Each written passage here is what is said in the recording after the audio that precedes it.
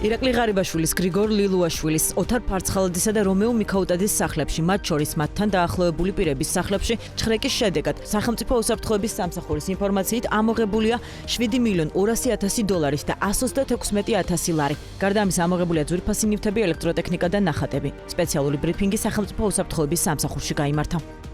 გაიჩხრიკა მოქალაქეების ირაკლი ღარიბაშვილის, გრიგორ ლილუაშვილის, ოთარ ფარცხალაძის, რომეო მიქაუტაძის, მიხეილ ჩოხელის, ვანო და თორნიკე პარკაულების, ანდრია იგივე სანდრო ლილუაშვილის და მათი ოჯახის წევრების საცხოვრებელი სახლები.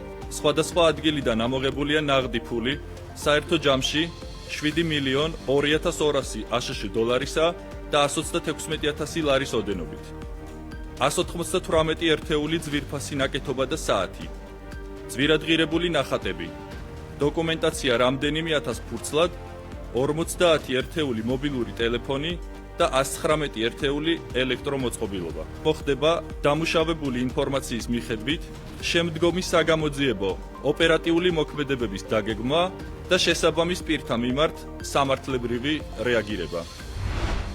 შინაგან საქმეთა სამინისტროს განსაკუთრებულ დავალებათა დეპარტამენტის ოპერატიული დაგეგმვის სამმართველოს ყოფილ უფროსი ირაკლი შაიშმელაშვილს აღკვეთის ღონისძიების სახით პატიმრობა დაუსწრებლად შეეფარდა. გადაწყვეტილება თბილისის საქალაქო სასამართლოს მოსამართლემ ლელა მარიდაშვილმა მიიღო.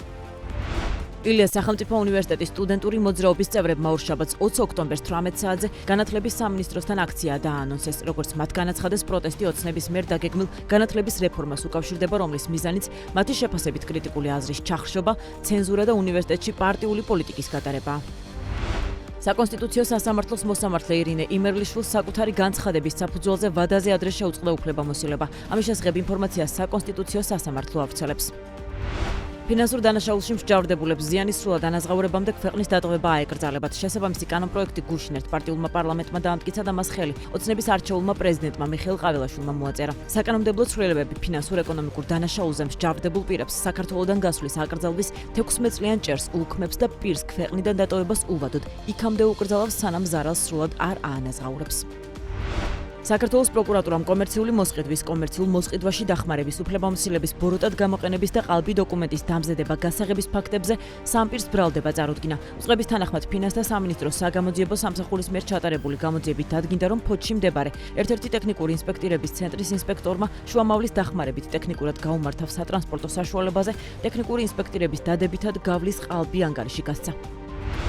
გვირჩევნია, რომ უკრაინას ტომაჰავკები არ დასჭირდეს, გვირჩევნია, რომ ომი დასრულდეს. ამის შესახებ ამერიკის პრეზიდენტმა დონალდ ტრამპმა თეთრ სახლში უკრაინის პრეზიდენტ ვოლოდიმირ ზელენსკისთან ერთად მედიასთან ისაუბრა.